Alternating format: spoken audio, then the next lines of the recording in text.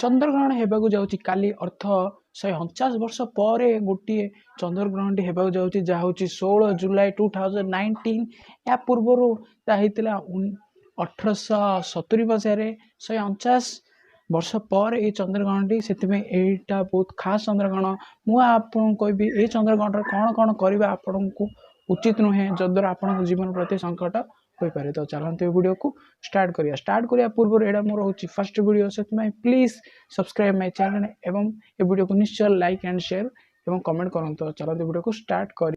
प्रथम नियम चंद्रग्रहण हैला पूर्वरी आपन निजर खाद्यपान सब सराय दियंतु एवं चंद्रग्रहण हैला पर कौन से खाद्य आपन ग्रहण करंतु नै। एही नियम तो बंधुगण आपन जानिथिबे एडा होची बहुत कॉमन नियम। जदि आमे जिबे द्वितीय नियम चंद्रग्रहण हेबा मध्य रे आपन भूल रे भी स्नान करबा को जानतु नाही। आपन एही निज नृत्य कर्म चंद्रग्रहण हेबा पूर्वरु या चंद्रग्रहण हेबा पर से आपन काम करि परिबे। एवं तृतीय एवं बहुत विशेष कारण यह कि जे चंद्रग्रहण हैला बेले आपण भूल केबे मध्य चंद्र को देखंतु नै। यह बहुत ही विपदजनक सूचना। तो आपण एही कथा पर निश्चय गुरुत्व देबे। तो एडा थिले तृतीय नियम। चतुर्थ नियम होची चंद्रग्रहण जेपरि आरंभ होची आपण निज भगवान या निज इष्ट देवता को निश्चय मंत्र प्रार्थना करि परिबे जदरा आपणक परिवार रे सब सुख मंगल रे कटिबो।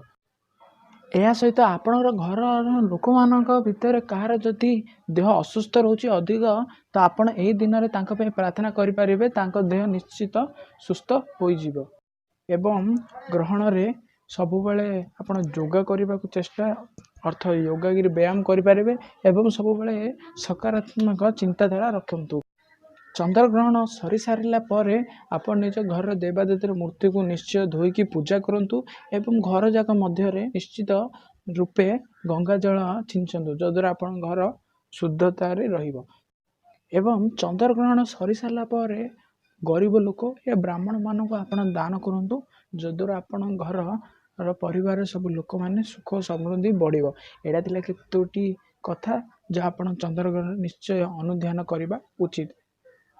यदि आपको वीडियो को टिके भी पसंद आसला तो वीडियो को लाइक कर दिंतु शेयर कर दिंतु एवं चैनल टी जस्टली ओपन करछे आपनका भाई तो या को निश्चय सब्सक्राइब कर दिंतु। मु आपन सहित भेटिबि नेक्स्ट वीडियो रे।